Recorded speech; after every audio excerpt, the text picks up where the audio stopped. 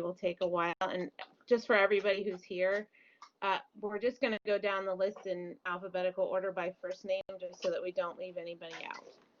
Is that okay, Mike? Sure, that sounds like a good plan. Okay, great. Well, maybe Connie's here.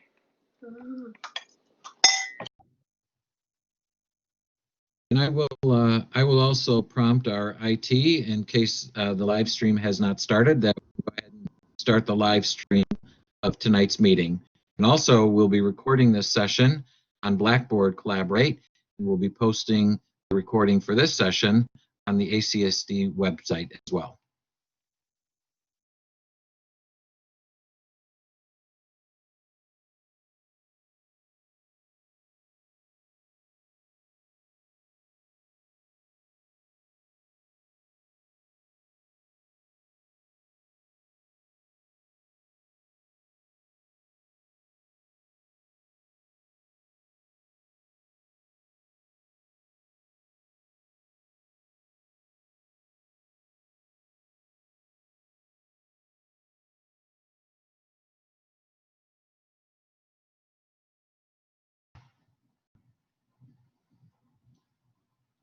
I can go ahead and take the agenda down, and then this way, if members want to introduce themselves to Dr. Boyd, our new Assistant Superintendent in the Department of Special Services, they can turn their camera on if they'd like, and then make sure that you unmute your microphone, and you can introduce yourself to Dr. Boyd. So I'm going to go ahead and take down the agenda, which I can put up a little bit later. And Anne-Marie, would you like me to go down the list and just say the first name of the person who's up next to introduce themselves? Yeah, I think that's good. Thanks, Mike. Okay, great. So we'll go ahead and we will start with Allie. Let me get that camera on. Okay. Hi, my name's Allie Baldessari. I do happen to also be the corresponding secretary of the ACSD. I'm here as the representative from the Special Education PTA. We're also known as SEPTA. I'm a parent of two twice exceptional kids, one at the middle school, one at the high school level. And I also am an applied behavioral analysis assistant for FCPS.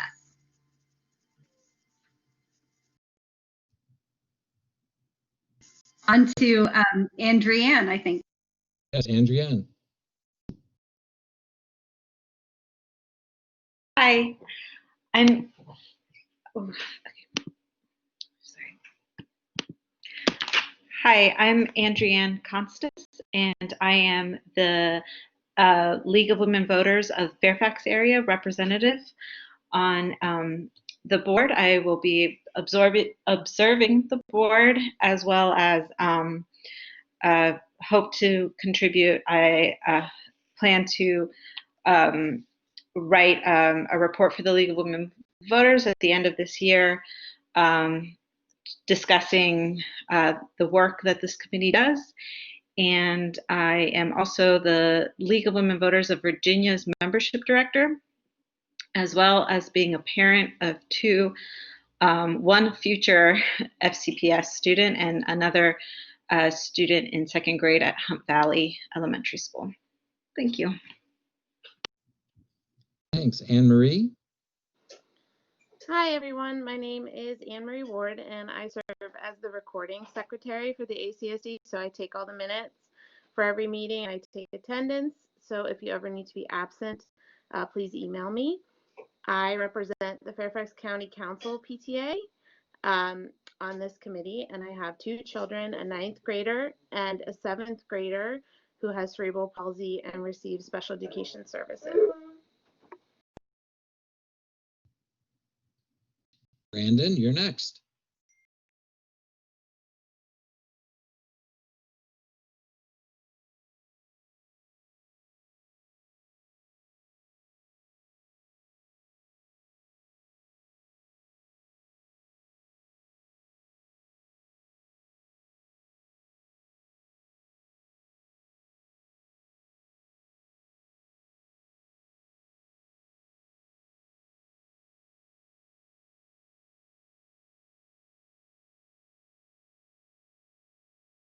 I represent and I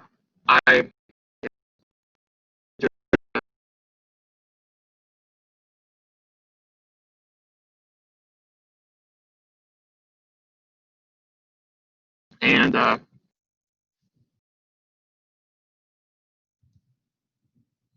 Brandon, we are having a great difficulty with your connectivity and we can't really hear you. okay.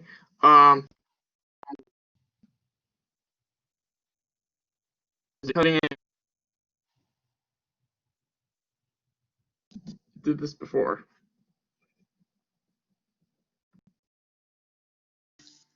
I think he's going to try replugging into his mic because we did that during the subcommittee meeting. Let's see. Okay, great. Brandon, are you with us? Do you want to try again?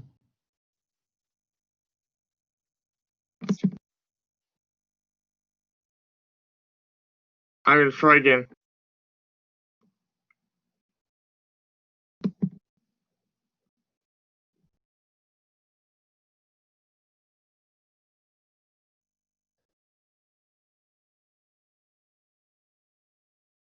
Okay, can you hear me now?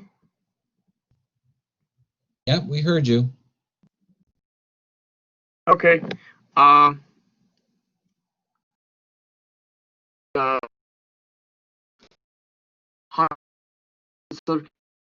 and or the committee as a whole. Um,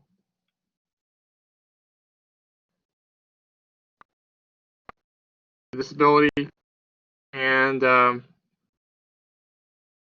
I serve as chair for two committees. Hopefully, I do a good job. But it's me. All right. Did I come through?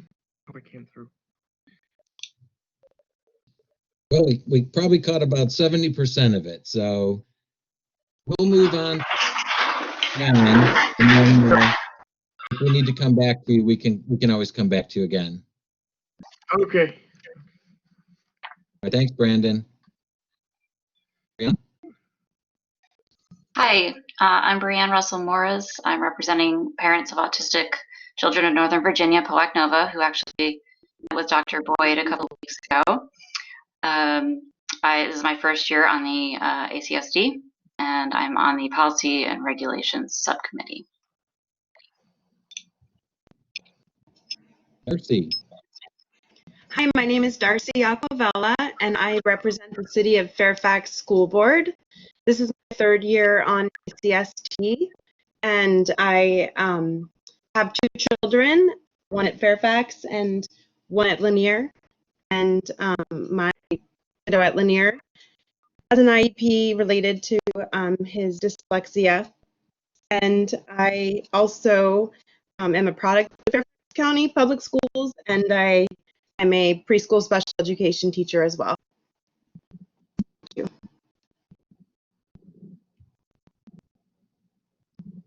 Dawn, you're next.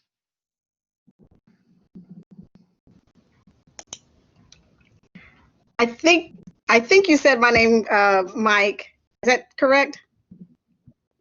Yes, you're next, Dawn. Okay, thank you. Yes, I'm Dawn Clements. I serve as the Assistant Ombudsman for Special Education with Fairfax County Public Schools, and I just sit in on the committee to just hear concerns that committee raise as well as community members in hopes of relating those trends to county leadership. Thank you. Yeah, you're next. Hi, thank you. Sorry, I'm having camera issues. My name is Gina Sonneborn. I am the parent of one recent Fairfax County grad who is in his first year at UVA, and I have two other children. One is a freshman at Hayfield, and my youngest, who is a fifth grader in the Key Center Behavior Transition Program. So that's my experience. This is my first year on the committee. I represent Region 3. James, you're next.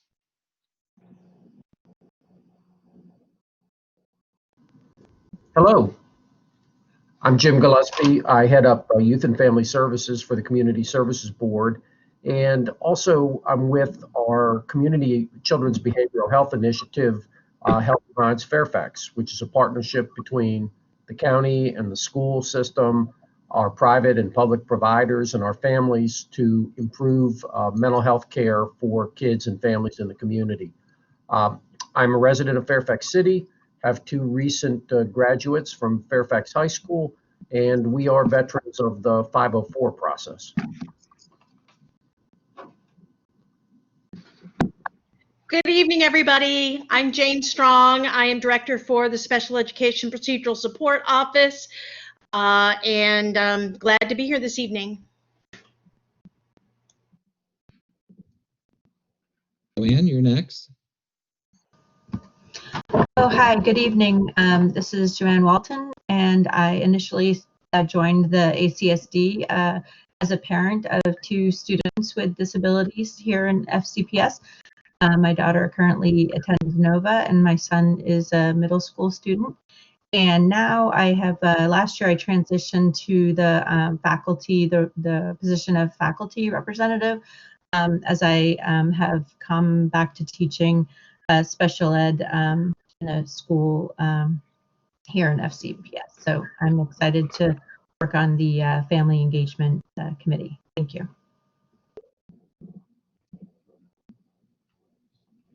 Jugnu, you're next. Hi everyone, I'm Jugnu Agrawal. I'm the manager of special education curriculum for Fairfax County Public Schools. Glad to be here.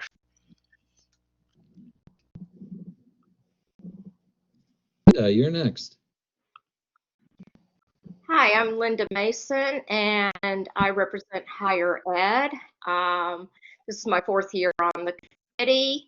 I am a professor of special ed at George Mason and the director of the Keller Institute for Human Disability, and I have two adult children with disabilities.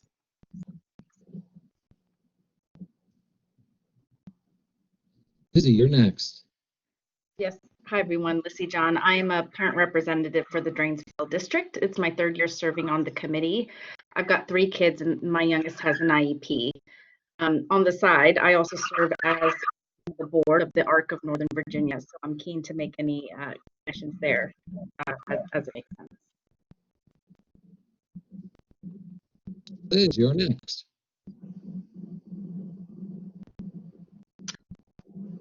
Hi, everybody. My name is Liz Mercado. I represent school board member Megan McLaughlin. This is my second year on the ACSD, and I am on the Family Engagement and Community Outreach Committee.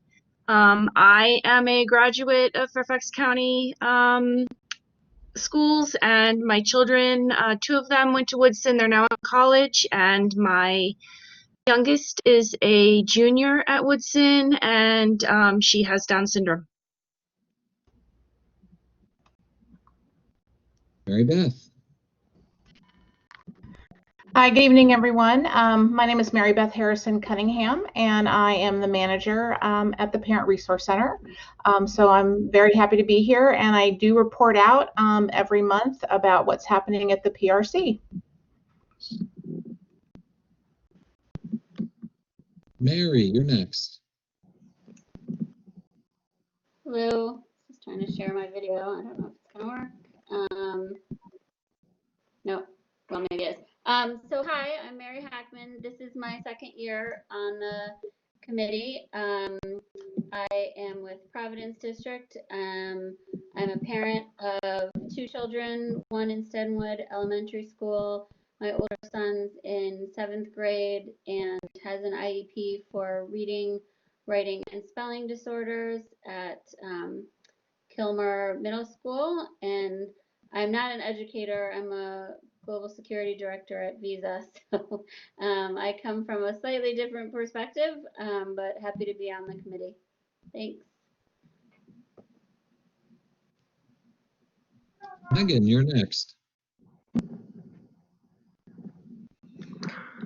Hi, I'm Megan Gray. I represent the Lee District. I have 2 boys, one in 4th grade, one in 8th grade. They both have IEPs.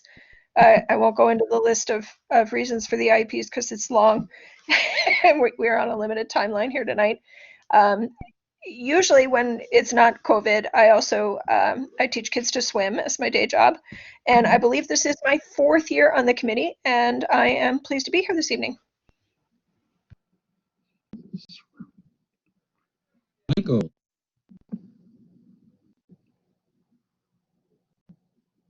Did you say Mike? Yeah. Yeah. Hi, this is Mike Simon. I am my 2nd year on the committee. I have 5 kids, 2 are out of the house. My 17-year-old has Down syndrome and goes to Oakton, as well as his brother, who is 14, goes to Oakton. My other son goes to Carson Middle. Most of my kids have had IEPs, and then that's sort of basically me. Thank you.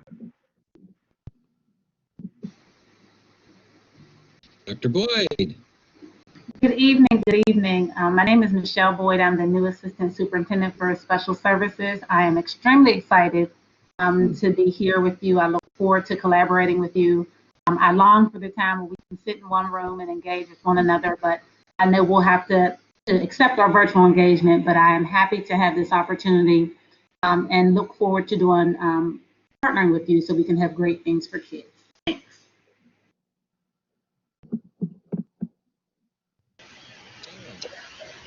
Good evening, everyone. My name is Farah Rodrigue. I am a 3rd year ACSD member. This year, I'm appointed by Karen Keys Gamara. I'm a parent leader for I'm Determined also, and this year I'm serving as one of the SEPTA membership co-chairs. I have a son with an IEP, so this is what brings me to the ACSD, and I am a product of FCPS as well. Go Bruins!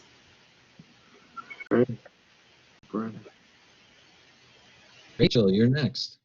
Hi, good evening. I'm Rachel Macias, and this is my 2nd year. I am representing Region 4.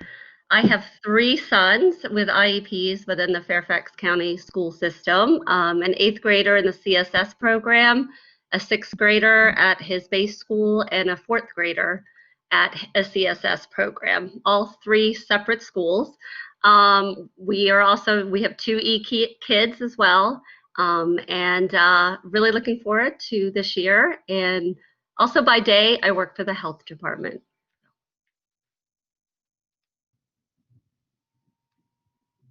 Rachna Sizemore-Heiser. Great, thank you, Mike. I appreciate it. It's nice to meet everybody.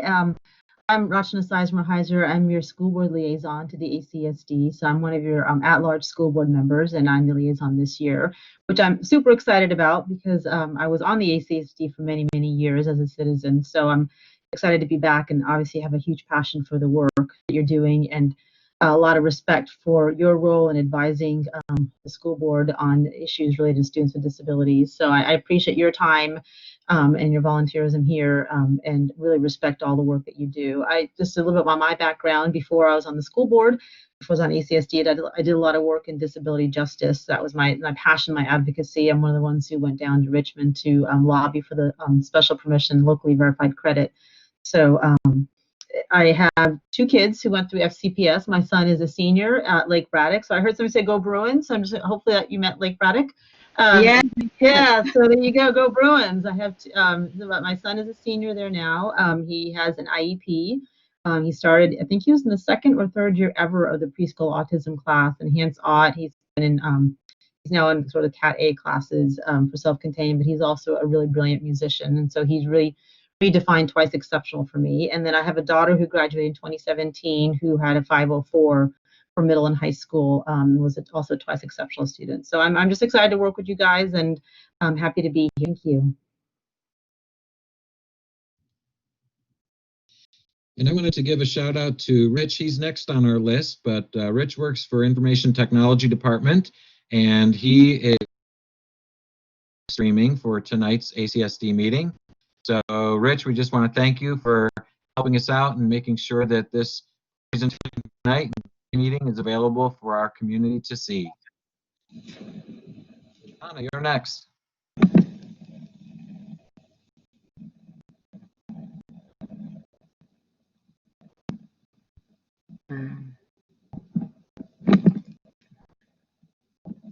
Hi, my name is Sana Buzit. I represent school board at large member Aba Umesh. I am also a parent of special need kids, 8-year-old diagnosis with autism and ADHD. I used to be an FCPS assistant teacher. I am glad and happy to serve our community and give some advice based on my both experience as a parent and as a FCPS employee. Sandy, you're next.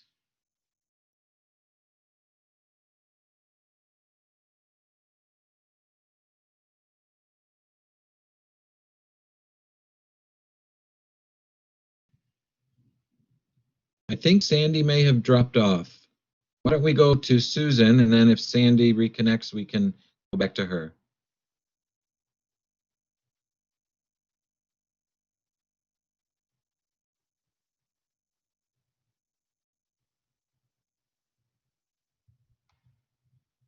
Susan, are you with us? Can you hear me now? And I'm trying to share my video, but it's not doing that. Well, we can hear you, and I do see that you're frozen, but we see your face. Oh, okay, I'm you're good. trying. You're live. All right, I'm sorry. This is my 4th year on the committee, and I am happy to be representing Roshna Heiser this year. I am also the president of Parents of Autistic Children of Nova. I have 2 sons. One is on the ASD spectrum, and both of my sons are at Justice High School this year. Toby, you're next.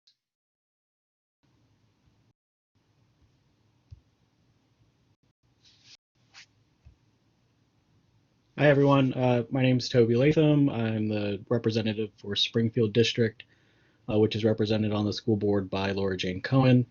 I've got 2 children, one in the school system. The youngest one is 2, so she's not yet there. But our son, Calvin, is in 1st grade at Rolling Valley Elementary School. He's got global delays due to a brain malformation, so he has an IEP. And we look forward to working with Dr. Boyd, the rest of the new committee members, and the seasoned folks.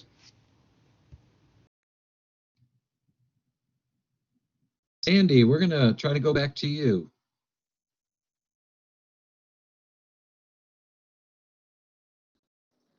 Can you hear me? Yes, sure can. Okay. Oh, I gave a beautiful memoir before you guys missed it.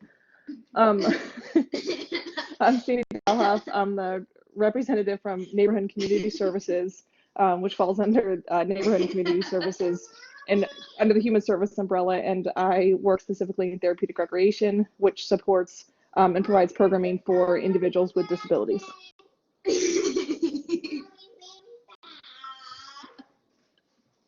Okay, we're going to go back to Harry, who I think joined us after we had gotten started. Good evening. My name is Harry Henderson. I am a bit of a veteran, I think, of this committee, but I was appointed by Dr. Anderson, and prior to that, Sandy Evans had appointed me for Mason District. And now we'll have Carrie Liestma introduce herself. Oh, I'm coming. Hello, I'm Carrie Liestma. I'm the education specialist for dyslexia for Fairfax County, and I will be speaking with you guys tonight.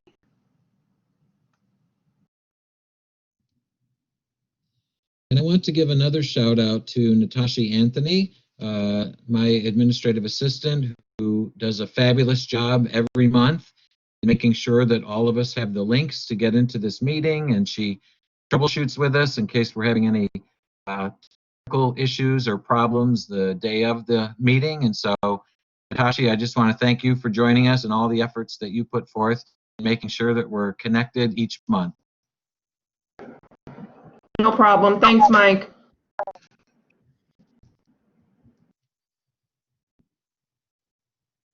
And I'll go ahead and introduce myself to everyone. I'm going to see, there we go, my video is working now. So my name is Mike Bloom, and I'm the Director of Special Education Instruction. And I've been involved in supporting and working with the ACSD for quite a few years now. I'm just proud to be a member of this great group of parents and educators and community members, all dedicated to the same goal of making sure that the services and supports that we provide to our children here in Fairfax County are first class, and making sure that whatever needs to be addressed, that we're working together to make sure that we provide any of those supports and services that we feel need improvement. So thank you, and I look forward to working with all of you this year as we support our kids and our families. I believe Connie, she did text me and said that she was having some difficulties logging into Blackboard. We did send her a phone number so that she could get connected, and it seems as though she's been trying to connect via the phone connection with Blackboard and still continuing to have some difficulties. So, Anne-Marie, did you want to go ahead and I'll put the agenda back on and maybe we can move forward with the meeting? Sure, that sounds good. The next item on our agenda is voting on the minutes from the September meeting. So Allie, our recording secretary, sent out the draft minutes from September. Are there any corrections to the minutes?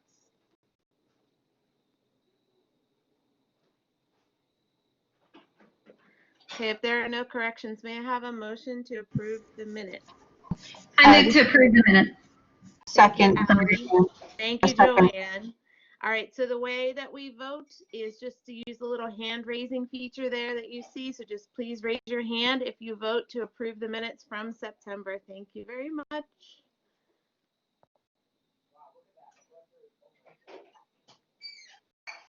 Okay, if you could lower your hands, please. Is there anyone who votes no? Make sure you lower your hands, please. Thanks. Okay, are there any abstentions? Okay, the motion passes. Thank you. The next item on our agenda is to approve tonight's agenda. Allie, did you want to talk about the motions that we're going to add? Yes, I need to move to add to the agenda 3 motions. Do I have a second? Sorry. This is Joanne. I second. Thanks, This is Joanne. I believe that everybody got an email copy, Allie, so I don't think we need to read them. Sounds good. Well, we'll talk about them later, but just that will go under new business. Is that correct, Allie? Yes, new business. Thank you. Okay, perfect. All right. All in favor of approving the agenda as amended, please raise your hand.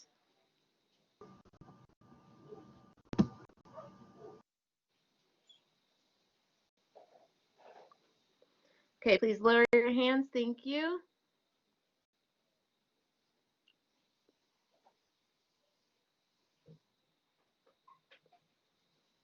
Make sure you lower your hands.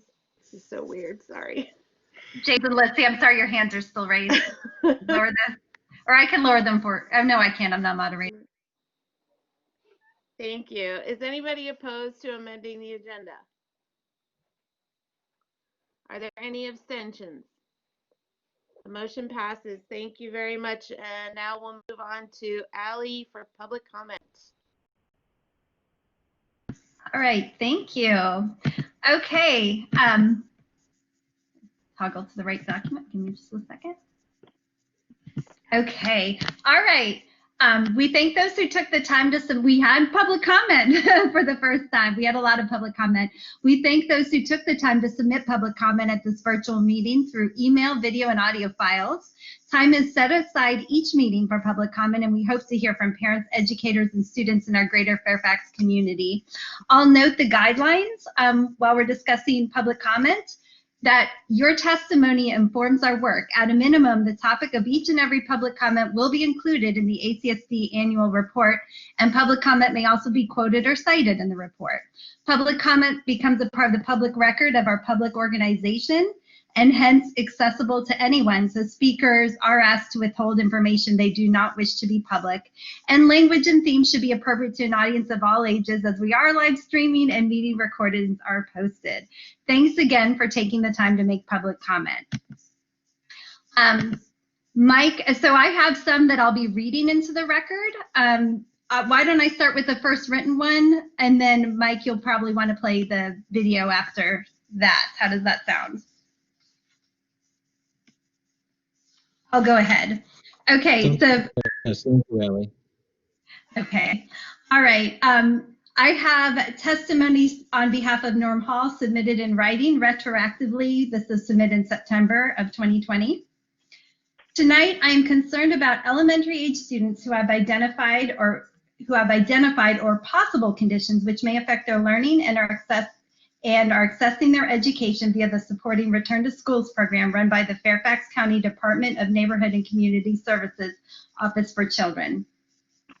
Formerly, the staff working with children were working, as I have, at daycare center as daycare center teachers and others in the school-age children aftercare program. These would be children who have 504 plans, IEPs, or are eligible for evaluation meetings that would typically be provided in a school setting. I want to start by commending the FCPS Department of Special Services for offering excellent training for our staff 2 weeks ago. This was before SAC staff knew which location they would be assigned to, and so did not even know the names of the children for whom they would be responsible. The registration process for this program did not collect information about the special education status of children, nor even the name of the teacher at the student-based schools. Any information about accommodations for distance learning needed to come from ad hoc communications between SRS staff and the parents. The SRS program is based on the number of classrooms where up to 10 children would be assigned to dedicated staff in a bubble known to everyone by a color. Each bubble has no more than 3 staff who are expected to work only with this set of children each day of the SRS program. It has been established that no other persons are allowed in these rooms as COVID-19 epidemic precaution. I think this is reasonable, especially for childcare functions that our jobs ordinarily occur. What is problematic is that SRS SAC staff are not expected or able to provide extra attention or care to any child who may need more for reasons that relate to that special learning issues. In other words, while our training made reference to making sure children understood oral instruction and being prepared to develop shared behavior charts as appropriate, the placement of 10 children exceeds the standards of many special education classrooms. Each child has their own device and headset while logging in during the times when only one staff may be at liberty to work with them all. There may be no possibility for one-on-one work under these circumstances. Further, there is no provision for staff to have access to documentation in the form of 504 plans, IEPs, or workups for educational evaluations. Because there is no way for SRS SAC staff to know how many students may need specific accommodations for the children to engage in a meaningful learning, I would like to ask for everybody's help tonight to make sure that SRS SAC staff, classroom teachers, and parents of students with disabilities are able to access a common platform to share concerns and expectations so that all children by name and need can succeed. Ideally, this would have taken place before the program started, but given the importance of jobs and benefits for staff, education for students, and support for classroom teachers, sooner would be better than later. Thanks. And now I think we have a video testimony. Yep, so I'm going to go ahead and share our audio testimony. So our audio testimony was submitted by Jose Miguel La Fuerza Lupa, and his testimony was submitted in Spanish. So we're going to go ahead and play the audio. Next month, at next month's meeting, we will go ahead and have this translated for ACSD members. So give me 1 second. I'm going to share the application screen and then go ahead and play the audio.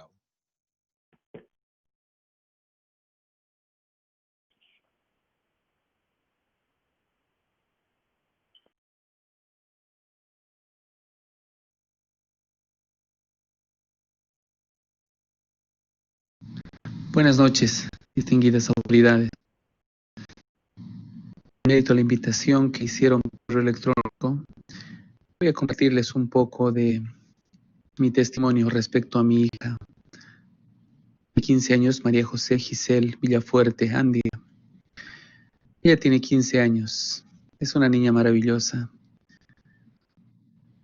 que ha sido enviada a mi familia por voluntad de Dios. Desde que nació tuvo dificultades con el desarrollo físico, en particular del cráneo, con una microcefalia que limitó el desarrollo del cerebro, en especial del lóbulo occipital, que afectó su motricidad, su vista, una atrofia del nervio óptico, síndromes convulsivos y hace 4 años con una parálisis de medio cuerpo, ¿no? El lateral derecho, tanto del brazo como del pie, la pierna. A pesar de ello, ella continúa con su sonrisa, continúa con su optimismo, continúa con esas ganas de vivir y ganas de aprovechar y disfrutar cada bendición que tenemos al abrir los ojos y despertar con vida. Es en ese sentido que yo no he perdido la esperanza de que ella pueda continuar con un tratamiento. No he perdido la esperanza de que ella pueda recuperar algunas de las facultades o funciones de su organismo hoy afectadas. Sin embargo, más allá de esa esperanza está mi deber como padre de poder incentivar y desde luego coadyuvar e informar a los nobles profesionales como son los educadores, los maestros, los profesores, quienes hoy están construyendo, están aportando mucho en el autoestima y en el futuro de mi hija. Si bien hasta ahora ha podido salir adelante con adaptaciones curriculares y con una educación ciertamente personalizada, pongo a consideración de ustedes con el debido respeto si existe esa posibilidad para que ella continúe estudiando, las opciones tendríamos. Dios los bendiga. Gracias.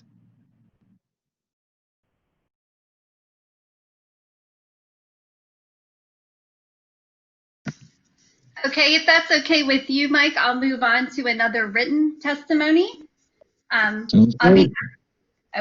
behalf of Rebecca Leach, submitted in writing on October 13th, 2020. Just a note, this is likely to go over time, so I have a timer right here, hopefully will work for us. Unfortunately, her testimony will likely be interrupted by time, but we for sure, her testimony will still, as we stated in the beginning, your testimony informs us and enters the public record. Dear ACSD chair members, thank you for being open to stories, successes, and questions and concerns of so many parents across FCPS.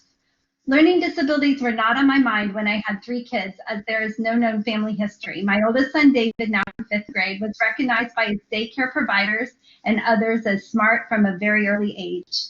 All parents consider their children smart, but we recognize his ability to pick up things quickly and learn and retain lots of information about topics that interest him, like dinosaurs.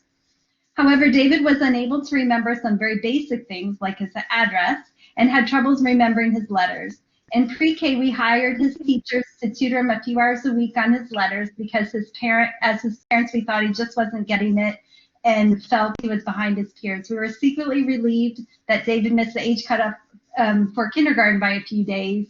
We now understand his asynchronous development. In kindergarten, we sensed David was behind his peers, but according to his teachers, he was fine, just on the low end of average. David was our firstborn. We second-guessed ourselves and relied on his teachers to help us make sense of his progress. At the end of the year, I asked his teacher if we should consider a tutor over the summer and was assured again he was fine. Some kids are just slow readers. Despite this assurance, I felt concerned about his ability to read or lack thereof. In first grade, he was placed on the lowest reading group, but around the winter holidays, he suddenly seemed to pick up and start reading voraciously as she resolved. Unfortunately, it wasn't the end. His reading was now on target, but he struggled to write. In the spring, we held a meeting with his teacher because of our shared concerns. We were told David was smart but lazy, needed to try harder. We pushed him harder, and while we felt it was up to us, he wasn't. While it felt to us he wasn't trying, we didn't see the product for the effort. Summer came as a great relief. In our second grade parent-teacher conference, we were told that he was smart but wasn't trying very hard, lazy. We pushed David harder. I felt embarrassed at the curriculum night when I saw his work displayed on the wall. Compared to the other kids, his handwriting was terrible, and the words he had written incomprehensible. We questioned how our smart kid was doing so poorly. In the meantime, we were getting into nightly fights over homework. I didn't understand the refusal to do work and the anger. Finally, out of sheer desperation, I reached out to the counselor at our elementary school asking for help in easing the nightly fights.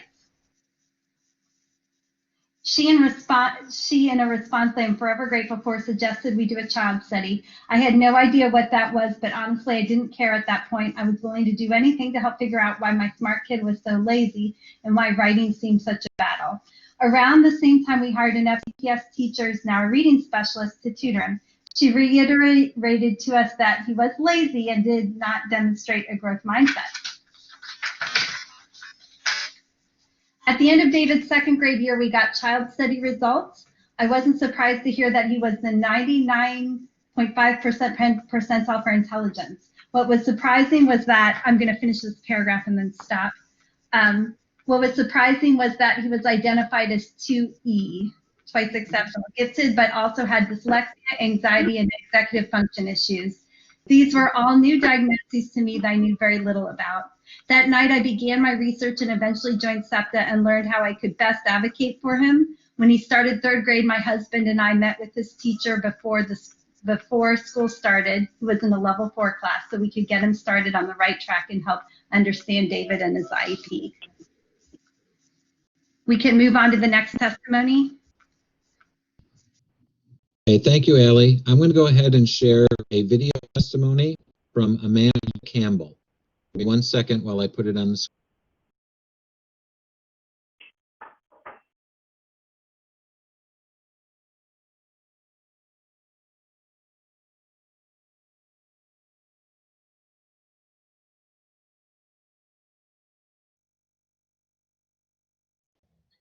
Good evening. I'm Amanda Campbell, Vice President for Fairfax County SEPTA. I would like to extend a warm welcome to Dr. Michelle Boyd, our new Assistant Superintendent of Special Services. Our Advocacy Chair has words of welcome as well, so I will simply say that it has been great to see SEPTA's collaborative relationship with FCPS grow over the past few years. I look forward to SEPTA and FCPS continuing to cultivate that relationship moving forward. With literacy on the agenda tonight, I start by asking FCPS to create a district-wide standard that all students according to the science of reading. While Diane covers this more in depth, my request stems from an augmentative and an alternative communication webinar I attended recently from Saltillo, Makers of Words for Life, one of several AAC applications used by FCPS students. It goes into detail about the necessity of explicit phonics instruction for students who use AAC devices. Research suggests that phonological awareness is a large predictor of reading outcomes, and that in order to develop phonological awareness, students, quote, need experience with sound play, sound segmentation, and sound blending. As a parent of a child who has apraxia and cannot create sounds on command, I can attest to the difficulty she faces with those phonological skills. The whole language cycle approach that FCPS is currently using to instruct AAC users teaches students how to match pictures on their devices, not how to actually read and decode the words. I believe this free training linked in the footnotes or something equivalent should be mandatory for all teachers and staff instructing students using AAC. Regarding the return to school, SEPTA has received reports from teachers that there are concerns about the amount of PPE they are being assigned, with little information regarding the length of time their allocated supplies are expected to last. This is especially problematic for teachers and staff who assist students with toileting needs, as fresh gowns and gloves are required after each bathroom assist. For example, it was shared with us that an entire department is being allocated 80 gowns and 1 boxes of gloves per person, with no indication of how long these materials are expected to last.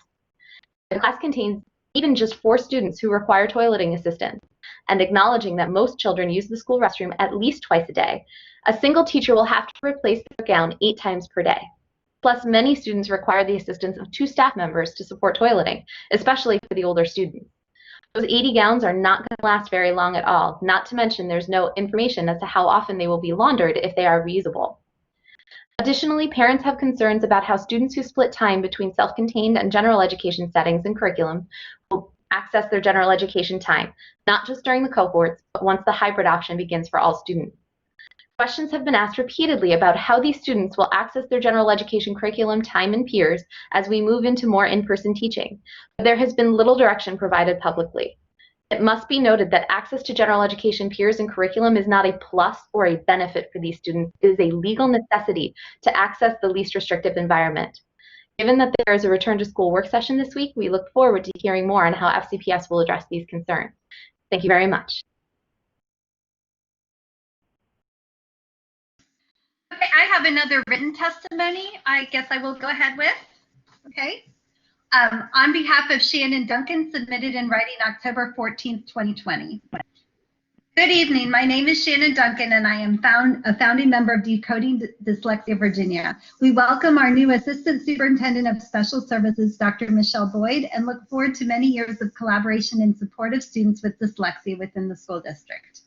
Decoding Dyslexia Virginia is a grassroots movement focused on linking families to resources, support, and educational interventions for dyslexia. We aim to raise dyslexia awareness, empower families to support their children, and inform policymakers on best practices to identify, remediate, and support students with dyslexia in Virginia. Our group is made up of parents whose children are dyslexic and the professionals that support our community. We are not experts. We are not a business or an educational organization. We offer the community the benefit of our collective experiences. We encourage parents to meet with their local policymakers to tell the story of their child and ask for policies and/or legislation to identify and support children with dyslexia in our public schools. We are advocating for Virginia to implement teacher staff training on dyslexia, its warning signs and appropriate intervention strategies, early screening tests for dyslexia to include parental notification, evidence-based dyslexia remediation programs implemented with fidelity, which can be accessed by both general and special education populations, access to appropriate assistive technologies in the public school settings for students with dyslexia. Decoding Dyslexia Virginia has worked closely with FCPS leadership since 2014 to help modify district practice and procedure in order to identify students early, remediate their deficits using evidence-based interventions delivered with fidelity, empower teachers with the foundational skills rooted in the science of reading, and provide access to assistive technology for all students with disabilities. While FCPS has made enormous strides forward since 2014, equity, fidelity, and accountability are lacking in every aspect of the components of effective reading acquisition through the district. We look forward to working together to ensure that all students within the district have the opportunity to learn to read and reach their fullest potential. Shannon Duncan, founder, Decoding Dyslexia Virginia. Thank you, Allie. This is Connie Lorenzen, the chair, and I apologize for my connection difficulties this evening, and I am calling in for the rest of the meeting.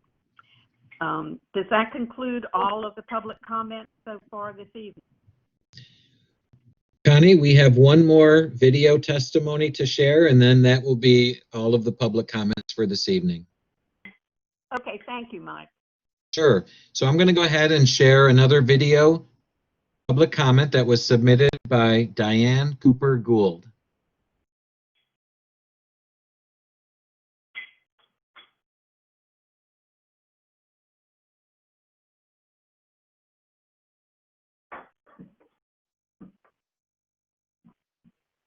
Good evening.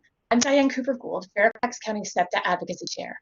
On behalf of Fairfax County Special Education PTA, I would like to extend a very warm welcome to our new Assistant Superintendent of Special Services, Dr. Michelle Boyd.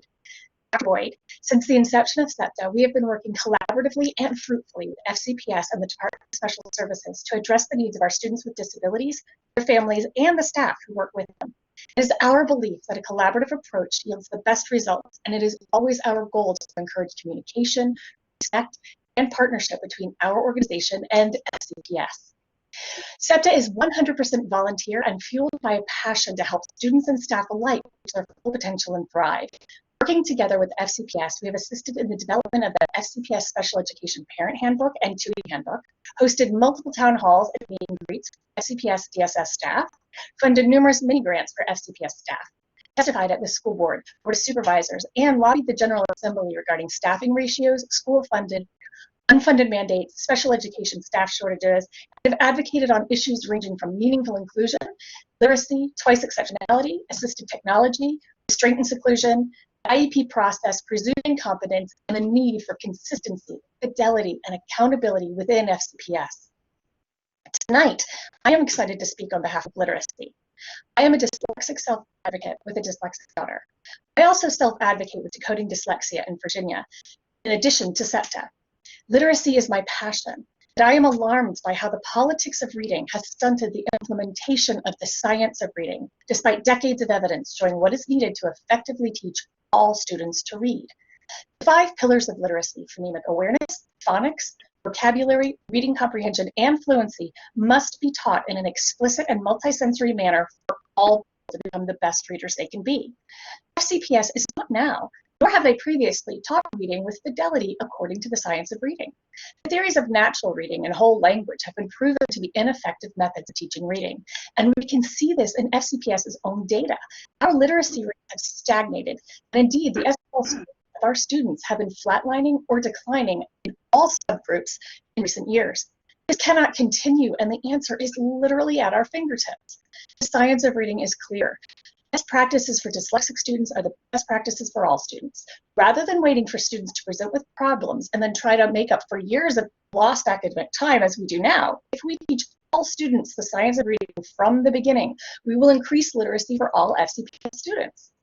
I encourage the Department of Special Students Services and FCPS literacy and curriculum development teams to take swift action on this matter.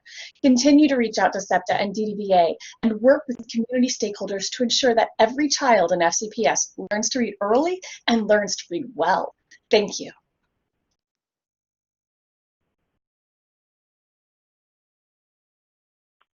That concludes our public comments for the evening, and I thank you, Mike, for your help with the comments. I also welcome our new Assistant Superintendent, Dr. Boyd. The next item on our agenda is the Parent Resource Center with Mary Beth Harrison Cunningham. Hey, Connie. This is Farah. I just had a question about the Spanish, the public comment in Spanish. Was there a plan for translation for the ACSD? Excuse me? Oh, is that Farah? Farah? Yes, the comment was in Spanish, and we decided that because he presented it in Spanish, that we would air it that way, and then we will all be provided a translation. Certainly next month we'll read it into the record, and when it's available, the committee will be given a copy. Thank you. You're welcome. Mary Beth? Hi, good evening, everyone. We have lots of things happening at the Parent Resource Center, and so I want to update you on a few things. We are, thank you for putting that up. And I do want to go ahead and give a correction, and I do apologize. Moving on to Life in the Community is October 21st, not November 21st. So please correct that. It is October 21st, so next week. But these are the things that we have coming up the rest of October. We certainly have room if anyone's interested on Friday to come to our drugs, alcohol, and vaping webinar. We'll be working with one of our prevention specialists who will be delivering that webinar for us. And we've started our collaboration with Behavior Intervention Services last month, and so they're going to continue their series with us, and that will happen next week as well. We'll have 2 available in the morning and the evening. And then you can see Launching Your Adolescent into Adulthood with Dr. Amy Fortney Parks at the end of the month. We're real excited about November coming up. We've got a lot of things happening. The FCPS social workers are once again providing SIB shops, but in a virtual manner. And that will happen November 2nd, which is a teacher workday. And they'll have two opportunities, two sessions that day if parents are interested in signing up the siblings of children with special needs. We are excited to be partnering with the digital citizenship team and one of my liaisons to do a digital citizenship series happening in November. What's really cool about our session 2, which is Hot Topics, is when you register, we want to hear from you. We want to hear what are you concerned about the most. And then they are going to tailor that webinar to your topics. So please, if you're interested in that, please go ahead and register for that one. Career and Transition Services is offering something very cool this year. It's brand new. They're going to be doing a college boot camp for students with disabilities, and that will be for students. Their parents are absolutely welcome to join, but this is going to be really work with students that day. And so very excited to be working and providing that opportunity. And then once again, in November, we'll be back with our behavior intervention team in the next series. So very excited about all the things we have coming up. Also want to put a plug out for Carrie is doing a webinar on October 28th. She's doing dyslexia updates. And so that registration is available as well. So if you're interested in dyslexia updates from Carrie, please tune in for that.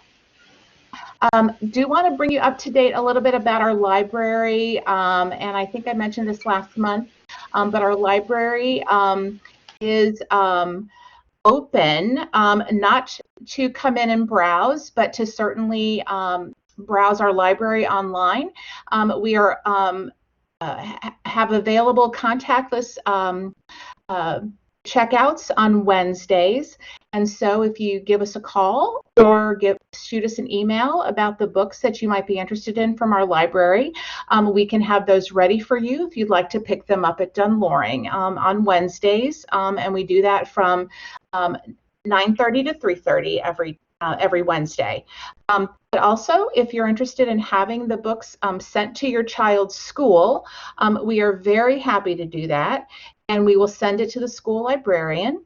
The school librarian will contact you to make an appointment for you to come in and retrieve your materials. So please go online to our website, just search for the Parent Resource Center on the FCPS website, and check out our library. We have amazing books, and we would love to be able to get those resources to you. If for some reason you're not sure about what you might like to check out, please do give us a call, and we'd be happy to talk with you about what you might be interested in and offer some advice on some materials that might be what you're looking for. So, please do utilize our library. We have over 7,000 materials there for you. So let us know if we can help you. We're also with regard to the library, we are looking at providing and ordering ebooks. We know that COVID has definitely changed our thinking and what we're trying to do, and we're really trying to stretch ourselves. And so ebooks are going to be very important addition to the library. And so we are working on those right now. So I'm very excited and hopefully be able to update you on that as well. And then lastly, I'd like to remind you about the Parent Resource Center's YouTube channel. We just have loaded 4 new videos about our webinars from September, the ones from Ann Dolan, Kirk Martin, Rachel Bailey, and from our behavior intervention team. So Those are excellent. Please go out and take a look at those if you are not able to join us on those days. And please check out our other YouTube videos. We're really trying to put together lots of information for you, and hopefully you'll get out there and enjoy those, and let us know if we can help in any way. Please email us or give us a call, and we really are happy to help. Thank you. Well, thank you, Mary Beth. Do we have any questions for Mary Beth?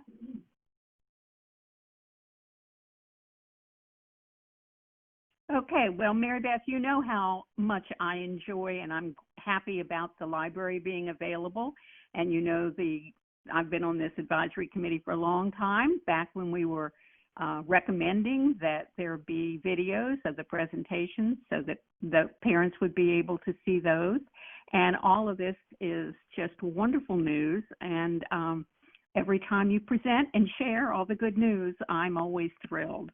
Thank you. Thank you very much. Thanks, Connie. You're more than welcome. The next item on our agenda is our presentation, and it will be provided by the Office of Special Ed Instruction, and Carrie Lietzma is going to present for us the literacy instruction, intervention, and supports. Carrie? Hello. Oh, there we go. Perfect. I was like, it's magic. So I wish. I know. We'll see. I feel like I should be a lot better at technology by now, but we're going to get through this. So my name is Carrie Lietzma, and I am the dyslexia specialist for Fairfax County. And my role is really cool because I am in two offices. So I am housed in instructional services, elementary language arts, but I also work with the Office of Special Ed Instruction. And so it's really cool to work with those two offices because, as we know, the work of dyslexia really is not just a special ed issue. And my role was moved into the elementary language arts office to make sure that we are improving Tier 1 instruction for all students, but especially our students with characteristics of dyslexia. A little bit about me. I was a special education. I am a special education teacher. Like, it never leaves you. I started in special education and taught language arts and reading for 15 years, and I worked as a reading specialist for 3 years, and then I moved into this role as the dyslexia specialist. So that is a little bit about me. So today I'm going to talk a little bit about the FCPS data related to our reading scores, and really just looking at our SOL scores, our benchmarks, and our scores for the past 2 years. Talk a little bit about the reading matrix and the change that the changes that were made this year, and then about dyslexia supports and our approaches to intervention in the county, and then I will have time for questions at the end. So this is, and hopefully, so if you don't know, in Blackboard, up in the box with the magnifying glass, you can click on that and then zoom in, which I realize now I'm going to blame it on working on the computer so much, but I can't see anything, which is why I'm wearing my glasses. But you have to zoom in a little to see our data. So this is our reporting data from our pass rate for reading SOLs grades 3 through 12. And as you can see, we have it displayed by subgroup. And so the blue, if you're looking at the bar graph here, the blue line is our baseline data. And then the yellow graph represents, where we performed in 2018, 2019. And the color indicates, if we made progress towards that goal, limited progress, or met and exceeded. And as you can see, that those lines are yellow for our subgroups. Our target or aspirational value is, of course, 100%. Our goal is that every student be literate and pass our reading SOLs. And then the 2019 and 20 target is written there as well. And as we know, because of, a little thing like the pandemic, we did not take the SOLs last year And so we do not have that data from the 2019 and 2020 school year. So I'll give everyone a minute to look through that. And I'll just ask if you have questions, we'll save them to the end. So if you need to write it down, like I do when I go to the grocery store, I have to hold up my finger. I need 4 things. I need 4 things. I leave with like 30 things and not the 4 things I needed.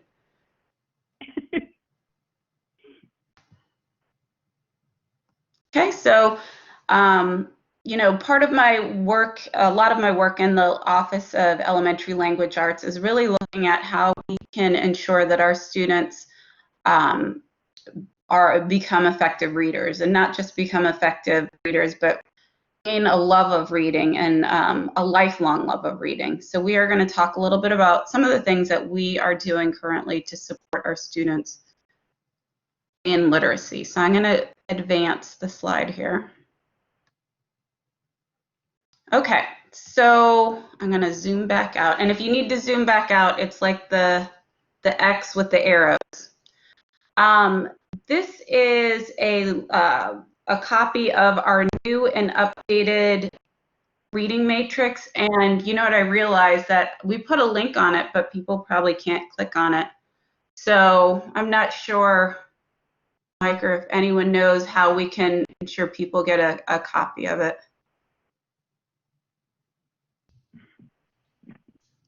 We can make sure that we send out an individual link to all of the ACSD members, and we can also put the link on the ACSD website as well.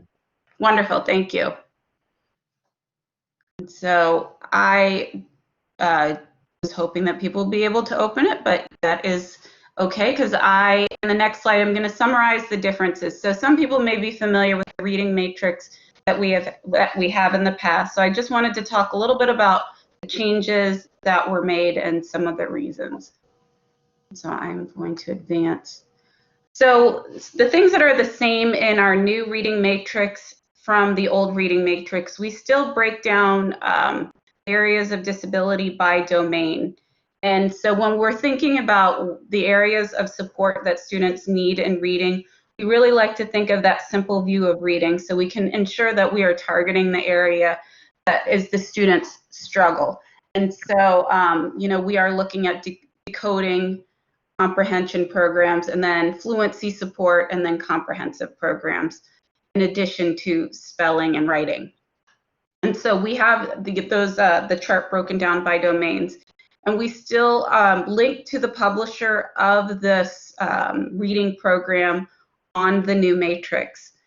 And we have a snapshot of kind of an overview of the program, you know, generally what it works on, and the areas that the student will target in instruction. What is different is that we did remove the asterisk for dyslexia-specific programs, and that is because some of the reading programs have changed their criteria for what they consider appropriate for students with dyslexia. So we wanted to ensure that we reflected that appropriately. We also removed the tiers, and okay, so tiers in our MTSS model, or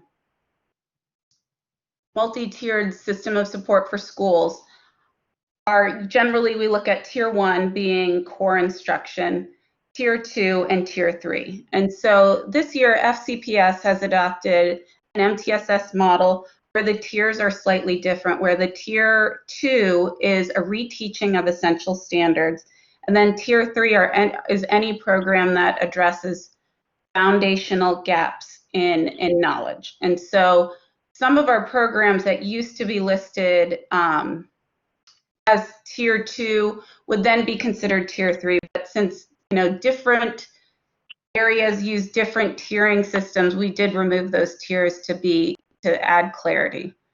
And then we updated some of the content based on guidelines from the publisher of the different reading programs.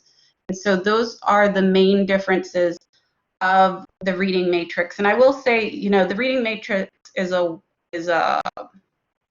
will constantly be updated because we have one big change to make. And so I'm going to talk a little bit about what dyslexia support, some of the updates that we have in dyslexia support and intervention currently. So the first thing that we have was a really, to me, a huge deal. Last year, the first time our iReady screener was set back so that we were able to see all domains for all students and really able to use iReady in its purpose of looking at individual areas of weakness and identifying those areas of weakness, especially for our students with characteristics of dyslexia that would really point to dyslexia, especially for our kids who are compensating kids. That was really eye-opening for a lot of schools, and we were able to have a lot of conversations about what is dyslexia and the appropriate diagnostic tools to use and then the appropriate interventions to follow up with. A new change that took place over the summer is Governor Northam signed House Bill, I have to look at my notes, 410, and that is a literacy notification law. And so any assessment, screening assessment, diagnostic assessment that a student undergoes and found to be below benchmark, parents are to be notified of that result, as well as the school's plan for intervention. And so currently we are working with the Office of Testing and our MTSS office to ensure that schools are prepared to make those notifications for students. The ongoing training, I work with literacy leaders, and literacy leaders are reading teachers, coaches, anyone in a building who takes on the role of supporting literacy instruction and support of literacy for teachers.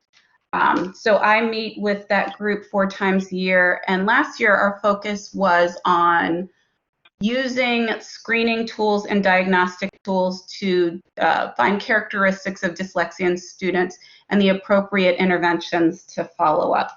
Another exciting thing that we worked on last year is we have developed phonological awareness resources for all schools. And so this year in Fairfax County, all kindergarten and first graders will receive at least 5 to 10 minutes of phonemic awareness instruction every day. And so last year I spent a lot of time teaching literacy leaders and teachers about phonemic awareness, the importance, how to deliver it appropriately, and how to understand when students are struggling and the best ways to intervene. So that was a lot of fun. I got to work with a lot of kindergartners and first graders on different phonemic awareness activities. And so those are now public and part of our planning and pacing guide and available for all teachers. I don't want to look at another big development that we have that I spent most of last year, if anyone went to the Dyslexia Open House, I became a trainer for Orton Gillingham, and currently we are in the process of a refer for proposals to get a contract with a company to train in Orton Gillingham in our district. And so that is a big addition that we will be adding to our reading matrix once we have the contract in place, and are very excited. I have been able to start training on a very small scale and working with teachers, and I will say that it has been an incredible process. Teachers are very excited to go forward and to learn a lot more about the multisensory Orton Gillingham methodology to support students who struggle to acquire reading. Another development we have, because of, sometimes these are the hidden blessings, because we have laptops support for many of our students. A lot of our students will have accessibility that they may not have had before. And so all computers, FCPS computers, do have text-to-speech, speech-to-text, and predictive text enabled. And so that is a part of the Google Suite. And if you need support with that, you can go to the ATS website for that support. They have a lot of tutorials and screenshots and videos to walk you through how to ensure that your students are able to have that access. And after I made this, I was like sitting here thinking, I was like, I forgot to add a couple things. Another big thing that the Office of Special Ed Instruction has worked on is they have trained 7 of their curriculum resource teachers or ed specialists as trainers for the LETTERS program. And those teachers will be able to turn around training in LETTERS, which, as you know, talks about the science of reading and those 5 pillars of reading that were found by the National Reading Panel, and talking about the effective way to instruct students in early reading behavior. Another exciting event, we had one of our teachers this year go to the state LETTERS training, and they became a facilitator of modules 1 through 4 and are training 15 teachers at one of our elementary schools in the year-long LETTERS module, which is like it's like a 2 university credit courses. It takes an entire year, and one of the best trainings I've ever done. And these are special ed teachers and gen ed teachers, so I'm really excited to see the results of them learning that important information. And then finally, one of our schools has invited Dr. Laura Stewart, who is the national director for the Reading League, and she will be presenting to the school about the science of reading.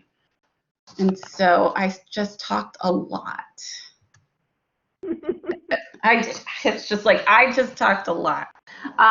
So I don't know how much time do we have for questions, but I would, of course, love to take any.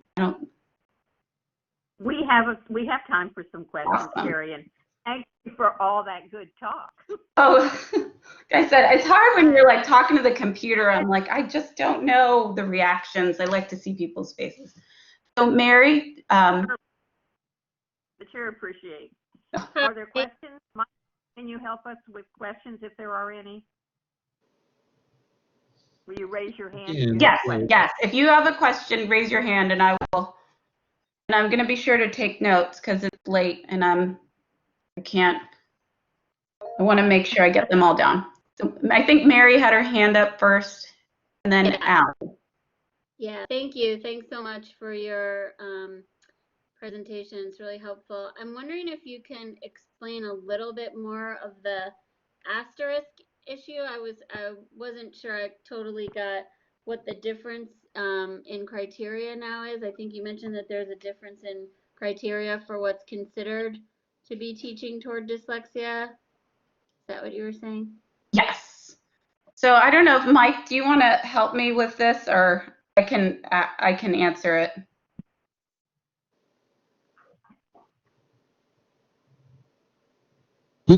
Carrie, you can go ahead and answer it, and then if I can chime in. Was it in reference to one of the slides?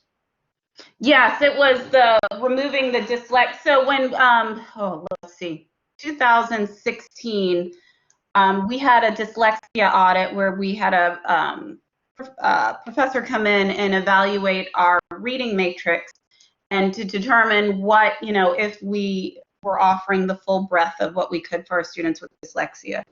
In that audit, she indicated that there were several programs that would be more appropriate for our students with dyslexia. And so at that time, we added the asterisk to indicate those programs. Since that time, some of the publishers of those programs have changed their recommendations. And so we just want to make sure that we are being, honest in that reflection, and so that we removed the asterisks. So they no longer, some of these programs are no longer geared toward dyslexic students? Is that what you're saying? Well, when we're looking at programs that target students with dyslexia, we of course are looking at programs that support phonemic awareness, phonics, fluency, secondary characteristics like comprehension and vocabulary. And so, we are knowing that dyslexia is a continuum. We certainly look at the student's profile, but I would say that in keeping with what the publishers have recommended, we have taken the asterisk off certain programs. And, that is, of course, why we are looking at adding programs to our matrix to ensure that we are serving students in that full continuum of dyslexia. Okay, and sorry, just one more. So the even if the asterisk is gone, they're still in use though in the school though. So we are looking, we look at students' profile student by student and determining what the appropriate program for them. And so we really do look at the criteria that the company has set forth as far as, even looking at standardized assessment scores, diagnostic scores, placement tests, to ensure that the student is properly matched. And so this year, the Office of Special Ed Instruction, which has new members, I didn't mention that. The Office of Special Ed Instruction has 7 new curriculum resource teachers, and it has been a real blessing because they've been able to work more closely with schools to really analyze each student's profile and make sure that they are in a program that is appropriate based on their needs. Okay, thank you. Allie? Hi, I apologize. I have to tell you, I have 5 questions, but ask that you. Well, I'm here as a representative to SEPTA, and of course, SEPTA is a strong advocate in the area of dyslexia and interested in providing you with a lot of questions to ask for you. I'm going to assume that you want them one at a time. Yes, please. Okay. I'm going to do my best. This is all right, and I'll try to do quickly. Yes. Can you tell me if specific guidelines exist around students using AAC devices? If you know anything about the overlap between literacy program and the AAC device, because research shows that phonics-based programs are required for students using that device so they may learn to read, that it's not just picture matching for them if they're going to learn to read. Do you know anything about that to tell me? I don't, but I can, I am going to write down your name and I can make sure that I get back to you with an answer. I appreciate that. Second question, why do students participating in ESY not get the required reading program? Because our SEPTA members report being told their students will get the program that's available at their location. Okay, that is going to be another question that I will get back. I will say this. So, I know, I always say I know a couple things, but I want to make sure that I get the appropriate answer. So if I don't for sure know, am positive that I know the full answer, I will make sure that I will get back to you with more information. So ESY program. And the AAC devices. Yes, I have that. I have that. Okay, I'm not looking at you. I just want to make sure. Sometimes I look at my notes later and I was like, I don't remember what I meant there. I was sure I did. Okay. Hey, all right, I'll move on to my. Carrie, I see that Jugmu has her hand raised, so I'm not sure if she wanted to respond to the Okay. Oh, yeah. Just jump in. Yeah, hi. I wanted to respond to the ESY question about the reading programs. So we try very hard to match. We look at the student profile and the reading programs that they're using during the school year, and those are provided. We try our level best to provide the students and the teachers with the programs that they are using during the school year for ESY. So I don't think that's accurate in terms of we try our best. That's all I can say. That one. I'll accept that answer, especially because I have 3 more questions. Are FCPS adapted curricular teams personnel able to train teachers and support staff in every reading program? If so, is there the requirement there that reading programs be administered by a trained staff? And we hear that it's not always happening that trained staff are administering them. So what do you believe the barriers are to getting the staff trained? Okay, so our adapted curriculum, was it teachers or assistants? I'm sorry. No, what we're looking at is, so we believe that in all the reading programs, the evidence-based reading programs that are on this matrix, such as foundations and things like that, that there's training that's actually provided by the adapted curriculum team staff at FCPS, correct? Yes. And I believe that it's also required that whether the program's being administered by a teacher or it's their IA that's doing it, that person administering the program will have had training directly. That is true. Is that Yes. correct? Mhm. Right, that was my belief, but we do, except that we have gotten a lot of reports where the staff that's administering the programs is not trained. So what do you believe are the barriers to that happening? Is the getting that training out? I will say that sometimes, there may be a breakdown in people thinking, oh, you can just tell me how to do this. And as we know, the publishers are very particular about how a program is trained because they were created in order based on certain research, and they want to ensure that it is delivered with fidelity. And so I will, that message is very clear, especially like you need to be trained in this program. This is when we're offering those trainings. My hunch is that people, yes, Mike, people just may think, oh, I this is something that I can just show you how to do. And so our goal is, of course, to continue to give that message that we not only want to train teachers in a program, that continuous professional development in best practices. And So Mike, do you want to add to that? Sure. So I'll just add that it is our expectation that any teacher who is administering one of our intervention programs has been trained by either an FCPS trainer or the publisher.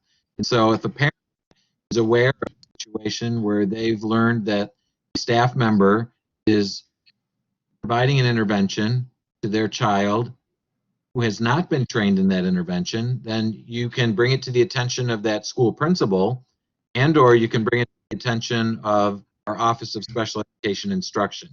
Because again, it is an expectation that interventions that are delivered to students are delivered by a trained individual. Mike, I just want to clarify because I believe that training will be provided to the IAs as well. That's why I've always been told, but I didn't hear you say it. Will the IAs be trained in the programs as well? Well, that's a case-by-case basis. So we do have some instructional assistants who are trained in intervention programs, but it's not an expectation that every instructional assistant is trained in all of our intervention programs. Okay, I've been trained in a lot of programs, and I had thought I'd been told by the adaptive curriculum staff that was the expectation. Thank you for clarifying. I was wondering if you could speak to, I believe Arlington has had a big change in their policy regarding Orton Gillingham. Are you familiar with that, and how does what have they done there that we are not doing? So are you talking about the RAN pilot or the Orton Gillingham for special ed students or gen ed students? To be honest with you, I'm not entirely sure, as this came from a different staff member, but what do you know about the policy? I'll tell you what I know. I will say, so when I started this process, and I don't know if we have time, so this is my story. My youngest son was, after a week after he was born, contracted meningitis, and that caused severe brain swelling and caused damage to part of his brain. And so, when he survived, I remember the doctor saying, these are all the risks that would happen. And one of them is, of course, increased risk for learning disabilities. And so, I at this point had been a SPED teacher for a long time. So I felt like I was prepared. But as many of you know, you are never prepared until you are in that position. And so my youngest entered kindergarten knowing like 5 letters, finished kindergarten knowing not many more, and I was really unprepared for being able to support him. And so the next year he was receiving this reading instruction, and he was getting it. He was learning his letters, he started blending, and he started reading. And so I live in Loudoun, so I contacted Loudoun, and I said, what are you guys doing? And they told me about Orton Gillingham. And so that was like, got the ball rolling, talked to Mike, and he was on board, and it has been full steam. And I am a huge proponent of it because I've seen the results personally. So part of that, I spoke with the folks in Loudoun and the folks in Arlington about the best way to roll it out. And, one of the things they told me in Loudoun was they did a mass training, and they said it kind of got away. they really would have liked to have controlled it because it's a 30-hour training, but it requires a lot of feedback and support. And so when I spoke with Arlington, they said the same thing, that, making sure that teachers have a knowledge of the science of reading, and then that follow-up support. So if that is what we're talking about, my understanding, that was really kind of, as we created a plan going forward with OG in the county, we had that in mind to make sure that teachers are not just trained, but supported in their process of implementation. So that's how I'm going to answer that question. And you have one more, I think. I do. Thank you so much, and thank you to Sana waiting behind me. I apologize. Just the last one. We want to know why were the times in terms of per week and minutes removed from the reading matrix? So the times the times are still linked on the publisher's website, and so it wasn't in an effort to, I think, to keep that information away from anyone. It was, I think, just because it was also available on the publisher's website. And the recommendations are the publisher's recommendation, but ultimately the IEP team makes the decision of what implementation looks like with the research and the best practices in mind. Okay, and Sana. I'm sorry, I would say your last name, but I'm terrible. Hi, Gary. Thank you for information. I just have one question. Absolutely. Curriculum specialists we have in special need now. As 2 years ago, there were only 6 and included Dr. Jogno. And how number is meeting the ratio between the schools and the number of students that need a special curriculum. And I'm sorry, did you ask about adapted or all of Office of Special Ed Instruction? Just for special needs, just for adapted curriculum. Okay, I'm going to let Jugnu answer that because I didn't hear the full question. How many ed specialists are there? Education. I sometimes lapse into There are 6 positions. In adapted curriculum? In adapted curriculum, directly supporting the schools, yes. And they're organized by region, correct? They are organized by region. So we have like 1 per region, and then 1 position is where they are supporting different pyramids from each region. Do you think that is enough? Only 6 curriculum specialists for like how many schools, and how they can just go around, like how many times they need just to ride to get to the school that they are going to supervise. Do you think that is enough, actually? So I will let Mike chime in to this one. The students that are on the adapted curriculum is 1% of the total population that we have of our special ed population. So we are working very hard, and we do, since it's only 1% of the population, we are never enough, but we try our best to do that, to support our students and the teachers. I do recommend that FCPS try to hire more curriculum specialists. That's one of my recommendations. Thank you. Mike knows I never say no, right? That's right. I was going to say we're always happy to have recommendations for more staff members to support schools. The specialists and the curriculum resource teachers in central office are provided as a support and a resource to schools. So we don't evaluate those teachers. We don't go into classrooms and evaluate them as part of teaching practice. But what we do is we go in and we coach, we collaborate, we take a look at their students, and they would like some additional observation or some additional data collection or taking a closer look at some of the data related to students.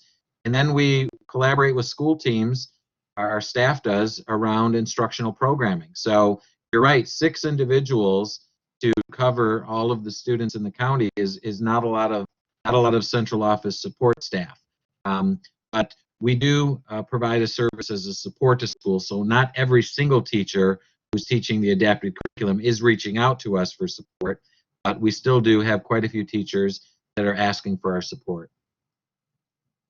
Absolutely. That's a great question. And thank you. No problem. Terry, I do have one question about the removing of the times, even though that information is available at the publishers.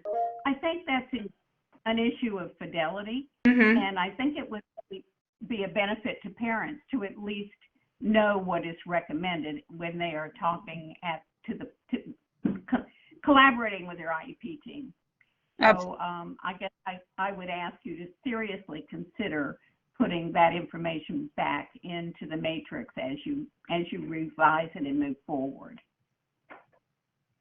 Absolutely. And, you know, our goal is, of course, to have clarity with our schools and with our families, and to make sure that we are, you know, delivering the best instruction for our students, and that our IEP teams are supported in making those decisions at the table. So I will say the matrix is worked on as the Office of Special Ed Instruction team, which is made up of several education specialists and curriculum specialists. So I always say, like, there's a dotted line between me and them, although the line is always, like, I think Mike says it's a dotted line, but I'm pretty sure it's a bolded line to the office. So I will for sure bring that up with them. I understand. Consider it. That's all I'm asking, is that I feel there are benefits. Absolutely. And Terry, thank you very my pleasure. I love talking reading. I can talk about it ad nauseum, and I love talking dyslexia. Does anyone have any other questions? And there is the dyslexia open house on October 28th. And I would welcome everyone to come. Thank you. Thank you very much. No problem. We really appreciate you being with us this evening. I appreciate you guys inviting me. Excuse me, I did have a comment, and my hand's been raised for a while. Oh, I'm sorry, I don't see the... Yeah, I see the little purple guy with one on it. So, Carrie, I just wanted to support you in Orton Gillingham, because this is Orton Gillingham is being presented as something new. It's not new. I was trained in Orton Gillingham 35 years ago in Howard County, Maryland, at the Jim C. Center in Baltimore in the Orton Gillingham Institute. The textbook I have is from the 50s. This has been around a long time. It comes and goes, and it's all the politics of reading. I taught Orton Gillingham in Howard County for years as a public school teacher. They brought in private school students to get Orton Gillingham, and guess what? It does work. But it doesn't fit in what some people view as reading, where you need to be reading real text. It's hard work. It's hard work for the kids. It's hard work for the teachers. I also have seen Orton Gillingham work very well in the Hill Center in North Carolina that uses Orton Gillingham methods and has done so for 25 years. It's a private institute. You know, in Chapel Hill, that has made remarkable you know, growth for students with disabilities. This is it's not a package program. There is no one you can go and buy Orton Gillingham from. It is an approach that needs, like you mentioned, extensive training of teachers with a lot of practice to do well. And, you know, I hate to see this being entered on the list. Oh, it's a new thing to go buy. It's not something to buy. It's something to learn. It's a belief in how you provide instruction to students with dyslexia. And as a parent of an adult son with dyslexia who happens to be very successful, it does work. I know from a parent perspective, I know from a researcher perspective, and from over 35 years of being a special educator. Thank you. You're absolutely, yes. The Orton Gillingham manual, which, I read, it's just amazing that it was written almost 100 years ago and is still so relevant. And it is a methodology. And I am so passionate about, programs don't fix the problem. Giving teachers knowledge so that they have the toolkit to address student needs that happen in the moment, that's what makes a difference for our students. And that's why I feel so passionately about or Gillingham methodology, because I know that when we invest and build in our teachers and build that knowledge, that they're better able to support our students. And so I always say, like, whenever I teach the class, people know I'm so excited about it. I love talking to teachers. I love seeing kids doing it. And I love seeing kids put it together and be readers when they didn't think they would be able to. So thank you. 100% support you in that. Thanks. Wonderful. And so I have my email here. Please feel free to reach out if you have any questions, something that you didn't think of, and I will be sure to get these answers and follow up. Thank you, Carrie. Are there any other questions or comments?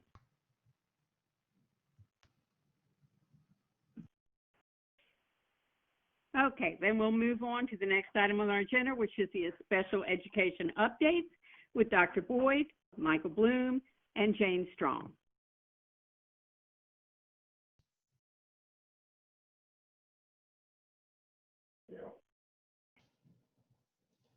So this is Mike. I just wanted to. Hi, Mike. Yep, I just wanted to give some general updates. I know that tomorrow evening at the school board work session, the return to school plan will be discussed, and so we'll be providing some additional details regarding the return to school in person for students with disabilities.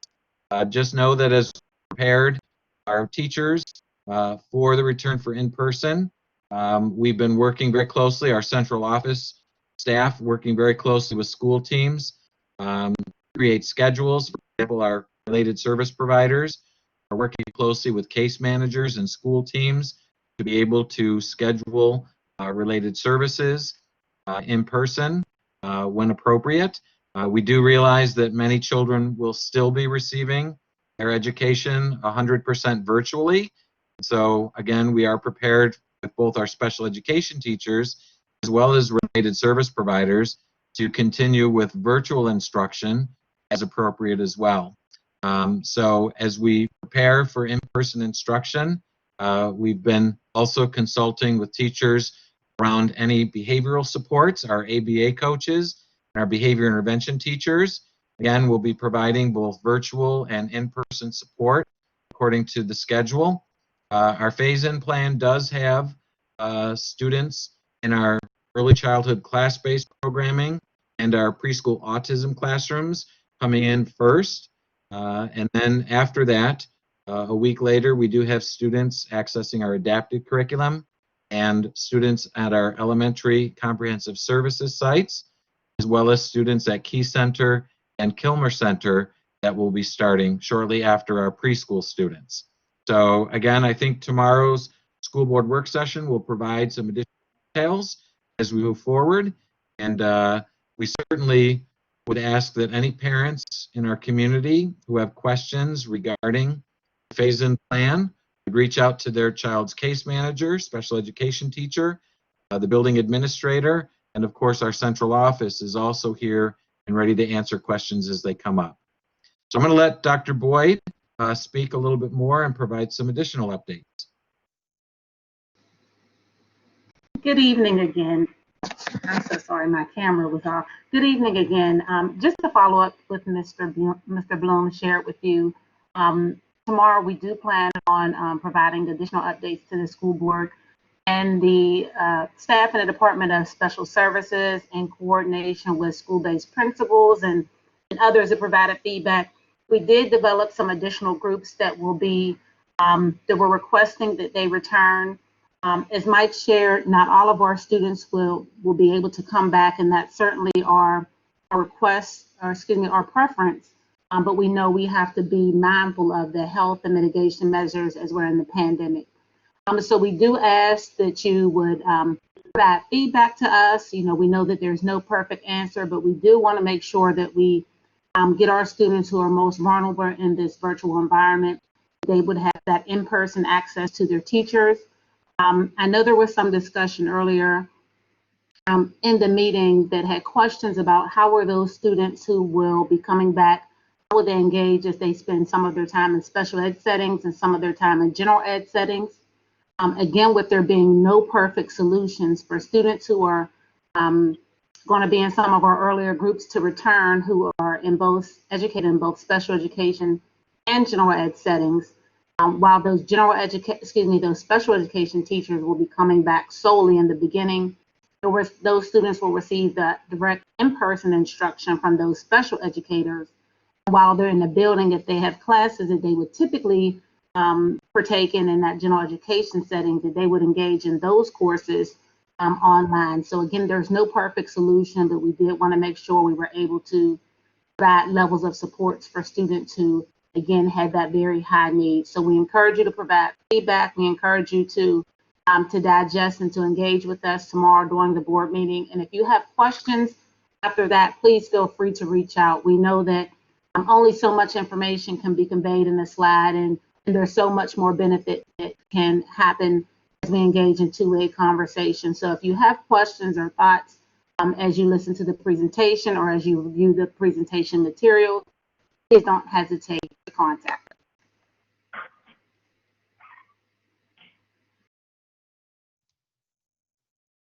Dr. Strong, Thank you, Doctor. You had any updates for team for the committee tonight? Hi, I don't have any updates tonight. Thank you.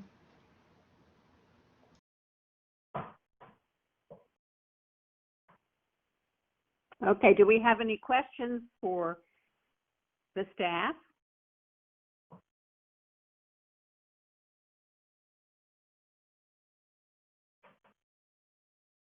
Mike, do you see any hands up? Yes, Allie. Yes, hold on to get my microphone in. I think you can hear me, but it sounds better with the mic. Okay. I was just wondering if there was any update as far as I hear it's a very hard situation with those students that get both gen ed and maybe sort of homeroomed in an adapted curriculum room because they are coming back with the adapted curriculum students, but the rest has to be online. And I know it's hard and there was no good way to work that out. But I was wondering if what are the numbers as far as as far as kids having to switch teachers in case there were not enough students in the class that were actually coming back, that if there was any rearrangement of students and their teachers, or even rearrangement among schools just to accommodate the teachers who will still be at home and the students that will still need to be at home. Dr. Boyd, would you like to answer that question? Yes, thank you. Thank you so much for that question. We do, our initial preference, I'm sorry, I didn't cut my camera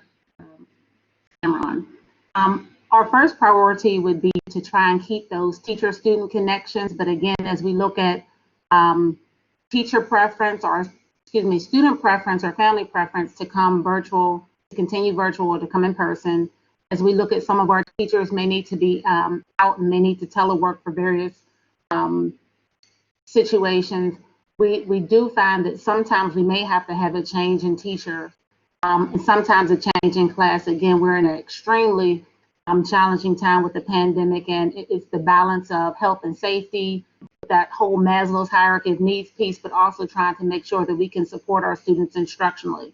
So principals are working daily and looking at those schedules, so we don't have the specific numbers now. As that information, as implementation occurs, we'll be able to get that feedback. But certainly if there were teacher changes, principals will be communicating with families so that they will be aware. And in the rare case that we would have to combine those specialty classes across buildings to ensure that students could return for in-person instruction, those families would be notified and would be engaged in the conversation. So again, it's the thing that we know keeping those connections is ever so important for all students, and especially important for our students with disabilities. But again, trying to make sure that we come back for some level of in-person instruction because we've been out for so long, and our students greatly need to have that direct support from those specialized staff.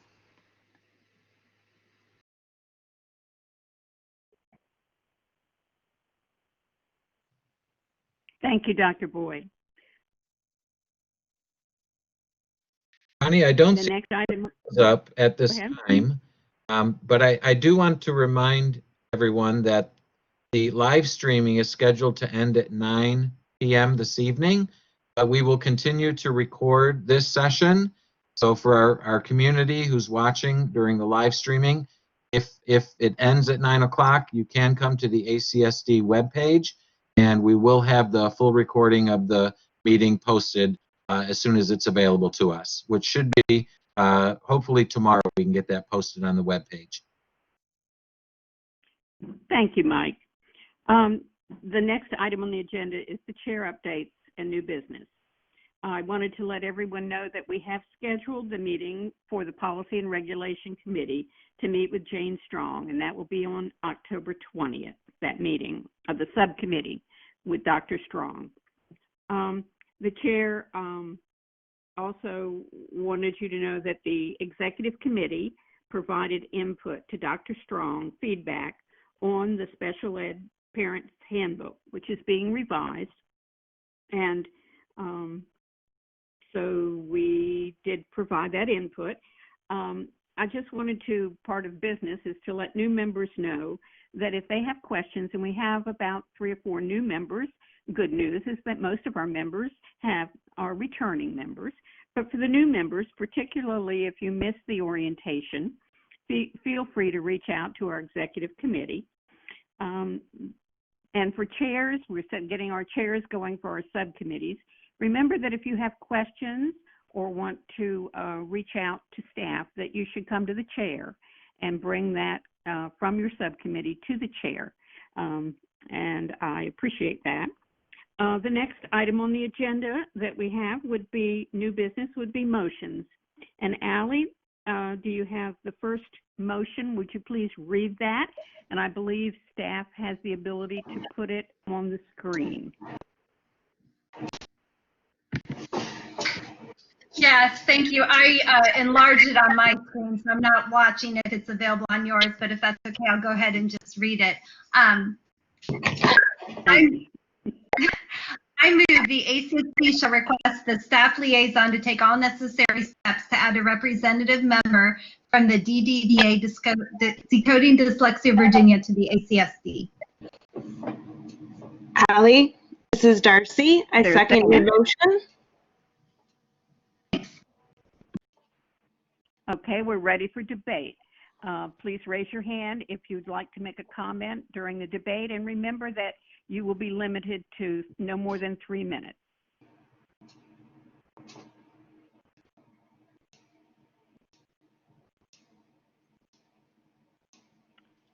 Since I'm on the phone, I need some help. For Sure, I can help facilitate that. Toby? Thank you, Mike. I just want to say I support the motion. Had plenty of experience working with the folks with DDVA. I just wanted to clarify or get clarification whether this appointee must be a resident of Fairfax County or Fairfax City. I looked at the governance manual, and some of the advisory committees specifically state as much, but the ACSD's description does not. And all the other organizations represented on the committee are Fairfax specific, so it's implicit in that it's going to be the rep is going to be a resident. But I just wanted to make sure that that's the expectation of this position. Allie, would you be agreeable to that? And if so, without objection, we could add that. I would. So we had testimony from Shannon Duncan, I believe. She's the founder of it, so she is Fairfax County. I believe most of the members are probably located in Fairfax County, and I certainly would be willing to amend the motion I mean, I'm comfortable with not amending it if everybody has the same understanding. I just wanted to note that just in case the Mike or I mean, Mr. Bloom. Yeah, for time's sake, I believe that would likely be, I mean, I think that's where the member would come from for sure. I don't think that's going to be an issue. Okay, I'm fine with it as written.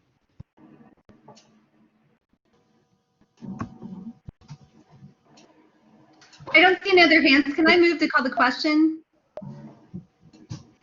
I would be happy to call the question. All those in favor of calling the question, please raise your hand. Excuse me. Please raise your hand.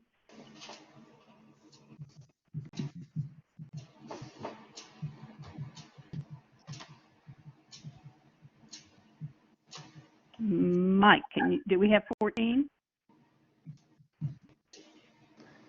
I'm counting, Connie. We do. Thank you. Thank you very much. Okay, so now we will vote on the motion on the floor. Allie, would you read that motion again? Oh, sure, and it's right up. I'll read it from the screen this time. That's so easy. I move that ACSD shall request the staff liaison to take all necessary steps to add a representative member from DDVA, Decoding Dyslexia Virginia, to the ACSD. All those in favor, please raise your hand. And I see everyone did lower their hand from, oh wait, I'm not sure if everyone lowered their hand from last time. Did we need to make sure? Yeah, they did. All the hands were lowered. Okay, I apologize. All those in favor, raise your hand. That's 16, yes. Put your hands down. All those opposed, raise your hand. Connie, this is Rachna. I have a question about this. We voted to call the question. You can't take the question now. I Sorry. apologize. It's just a concern I have from the school board side on this. This is Rachna. We called the question and it was approved. All those opposed?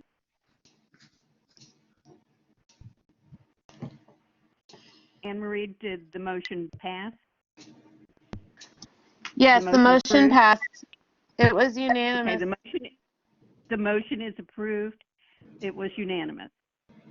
Rachna, did you want to make a comment following the approval of the motion? Sure, I'd be happy to do that. I'm just a little concerned, given the process, that I'm not sure a staff liaison can take all the steps to add a member. I believe the school board has to vote on it. It has to go through governance. We can only bring it to governance. Governance definitely has to vote on that. And so that's a point of clarity, right? The committee will request it from the governance. Okay? The clarifying that I'm trying to make here, Connie, is that I think what you're asking the staff liaison to do is take all necessary steps to add the member. And I'm not sure the staff liaison can add a member. I just want to make sure that's clear, the clarification there. Yeah, no. The staff member will take the steps necessary to bring it to governance in order to add the member. Okay? So we're just asking staff to help facilitate it. Okay? Connie, this is Linda Mason again, and I did put my hand up, but it ended up being counted as a vote, so I just kind of went with it. But Toby's concern is valid. I am on group. I've done multiple presentations for Decoding Dyslexia, and it is a statewide group.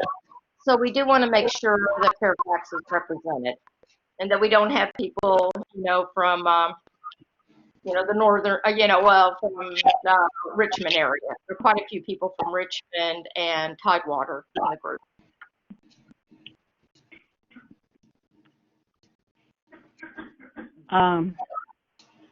I believe everyone that serves on an advisory committee, we can clarify this, Linda, it has to be a resident, a citizen of Fairfax County. But I will work with Mike to clarify that, and if need be, we'll come back and revise the motion. Okay? Yeah, I mean, I think that's easy to do if it's already in the parameters of of ACSD, then you don't have to do that. But you don't want someone from Richmond sitting on the committee, probably. I don't. You might, but I don't think so. No. So I'll check that with Mike Bloom and the staff liaison, and we will see if there needs to be another step. Allie, would you read the second motion for us this evening? Absolutely. Okay. I move the chair shall make a recommendation to the superintendent on behalf of the ACSD. The chair shall recommend that the Department of Special Services is enabled to email all special education staff directly, teachers, support staff related services to promote increased communication and flow of information directly to all special education staff. There's a justification with that, but I don't think that needs to be read aloud. Is there a second? This is Joanne, I second. Thank you, Joanne. Allie, would you like to speak to the motion?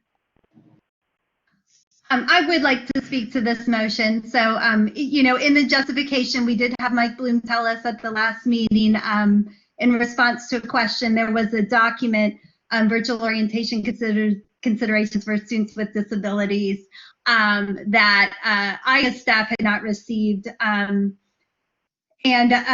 You know, and there apparently is no way at this time to just have an email list. Everything goes to all special education. The way I see that this has its impact is not only when there's helpful documents, also training for staff. We all want a well-trained staff so that they, I know that working under a certain staff that's a member of the Department of Special Ed Services, the ABA staff, that I don't hear of all ABA trainings, especially the big one that happens every year, the in normal years, the hands-on ABA training that very few instructional assistants are trained in. That's supposed to be mandatory, but frankly, we don't ever hear about the training. And so I just think it'd be easier to hear about trainings if we could get those communicated to us directly through email. In addition to hearing about trainings, then very helpful documents created. We have handbooks that are made. They're very helpful to people. And being the representative to the ACSD from SEPTA, there are so many times that we hear, well, I brought the special educator, or I brought the 2E handbook to my IEP meeting, and they were very happy to learn it exists, and I think they're going to work with me. But we hear that too often, that we have these wonderful handbooks and wonderful documents and so many wonderful policies created that, frankly, not all staff is aware about. And I mean, what a way to help that is that it could go directly out to all special education staff, and all resource teachers would have already have had that in their email. Thank you, Allie. Joanne, would you like to speak to your second?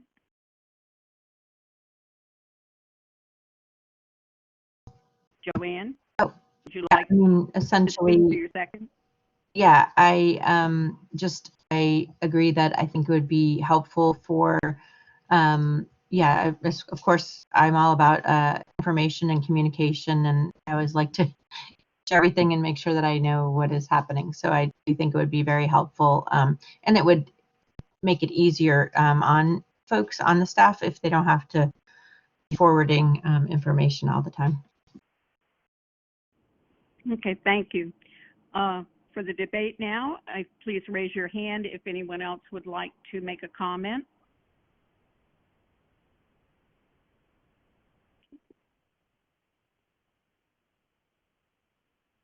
Mike, do we have any hands up? No, I'm not seeing any hands up at this time. Does somebody like to call the question? I move to call the question. Without objection. Raise your hand if you have an objection. Without objection, we'll call the question. Seeing no objection, we'll take the vote on the motion. All in favor of the motion, please raise your hand.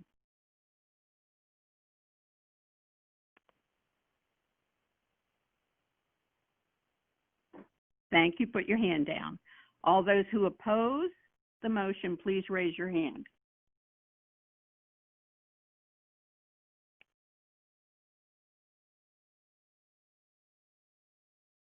Thank you. If you abstain from the motion, please raise your hand. Anne Marie, do we have? Motion passed with one abstention only. Thank you. Thank you. So the motion passes. The motion is approved.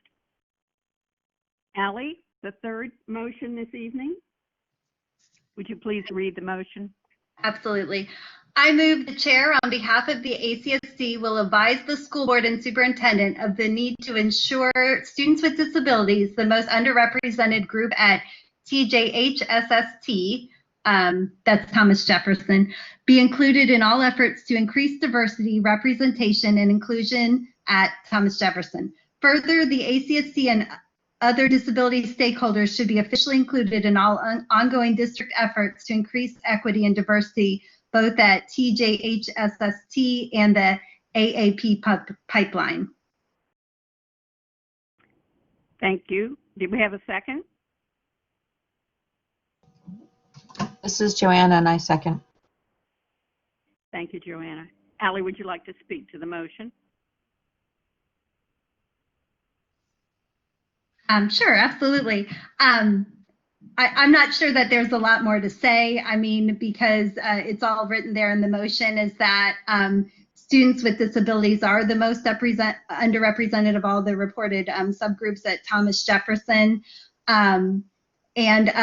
It would appear so far, and I know that we're not tasked as ACSD members to be up on that policy, but so far that isn't what the current proposed admission policy. That doesn't appear to be one group that is targeted.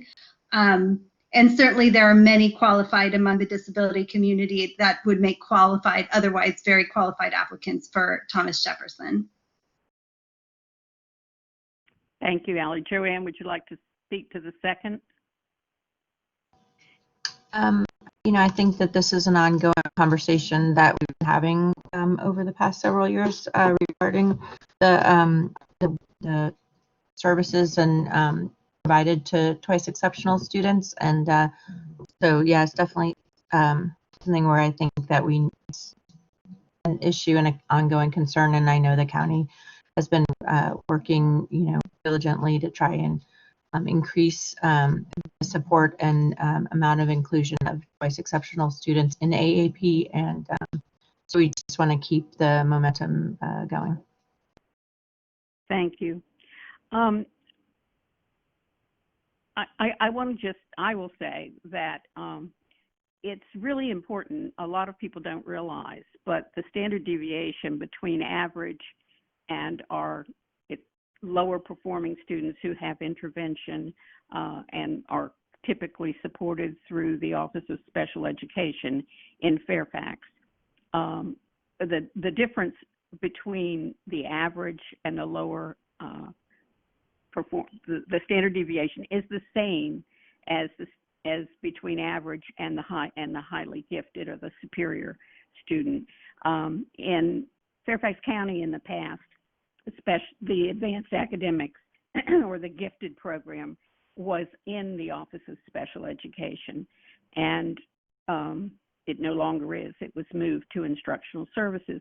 But it's very important that students receive the academics according to be appropriate, and I think I support this motion.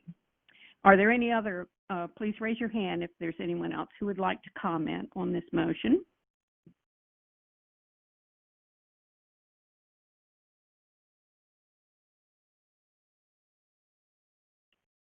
So, Connie, we do have a couple people. We have Toby and Farrah. Okay. Allie, would you help out? Farrah, Toby was first.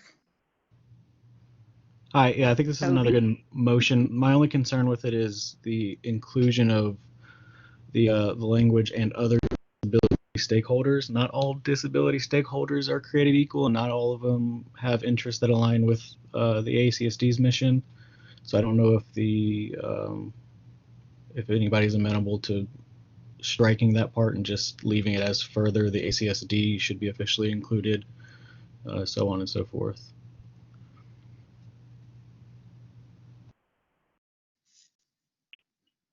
Allie, would you be able to?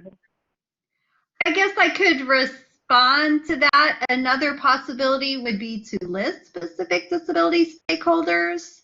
Toby, is that an alternate amendment you would consider? I'd consider anything. Yeah, if you want to.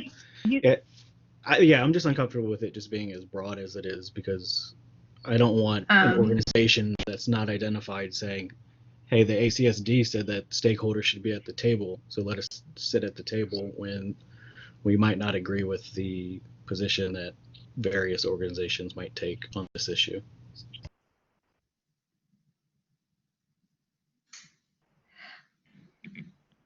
Okay, I think I would. Oh, go ahead. Go ahead, Allie. Go ahead, Allie. I'm sorry, I had my hand, and let me point out, we do all to speak do need to be recognized by the chair, but I apologize with the format. My hand is up, but I don't think she can see it's raised, and I apologize if it looks like I'm speaking out of turn. I would like to propose an amendment. I will propose an amendment that further, we amend it to say the same sentence starting with further the ACSD and the ACSD. Sorry, I was trying to think of specifically naming some groups, but however I come up with it, then I want to name some groups, and then you want to say the group's name, and then say and others. I'm sorry. Go ahead, Con. Allie, let me just say that if we were to strike that, I think Fairfax County would reach out to other groups. I think you really do get into muddy waters when we start identifying the specific groups. That's my opinion. So I think. All right, I'll move to amend to strike that statement. Well, so basically, to do it, and without objection, we can approve it. So let's just see. Raise your hand? Does anyone object to making that change that Allie just made? Because we're talking about a motion that's been seconded. So Allie can change it without objection of the committee. The committee owns it now. So the committee has to please vote and raise your hand if you object. If we get no votes, we can just go forward. I see no hands up. Okay, thank you. Well, thank you. So the motion has been amended by the maker, and so the next call is all in favor. Raise your hand for the motion.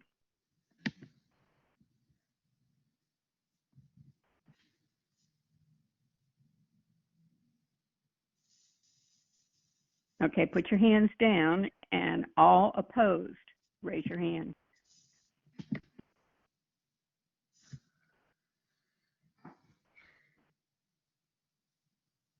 Put your hands down. Any abstentions? Raise your hand. Passed unanimously, Connie. That's good news. Thank you all. Thank you. The motion passes. The motion is approved. We are running so late this evening. I am going to make the decision to do a very brief member time. If you have some things that you want to announce, if you send it to Allie, Allie will send that notice out of bullets of programs, dates, times, etc. But if you have a very important thing for member time that you wish to state, please raise your hand.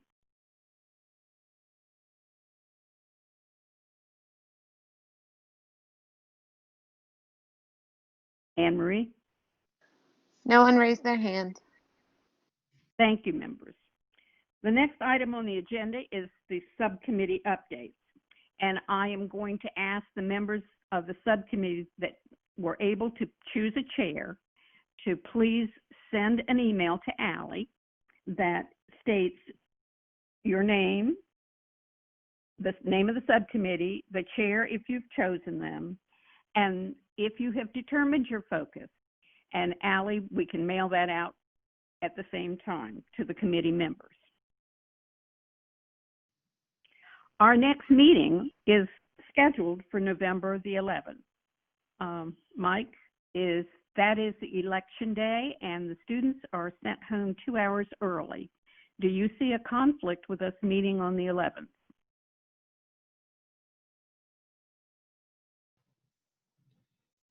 Mike, I don't think you're. Go ahead. No, I don't foresee a conflict. We do have the live streaming available for the subcommittees at the same time as this evening from 5 to 7, and then the general meeting starting at 7 o'clock. Thank you. That's good news. So everyone, the subcommittees will meet again the same as we did today, and the regular meeting will be on the 11th, the next meeting at 7 o'clock from 7 to 9. This meeting is adjourned. Thank you, everyone. Thank you. Thank you. Thank you, Connie. Thank you. Good night. Thank you. Night, Joanne. And a reminder, load me up with your emails if you have events you want to announce. Since we didn't get to that in member time, I'll be happy to send those out to everyone. I'll be announcing a SEPTA event. Bye-bye. Bye-bye. Have a great evening. Good evening.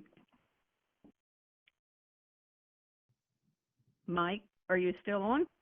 Hey, Connie. Yes, I'm still here. I'm so sorry you had such a difficult time logging in the beginning. Why did I log off?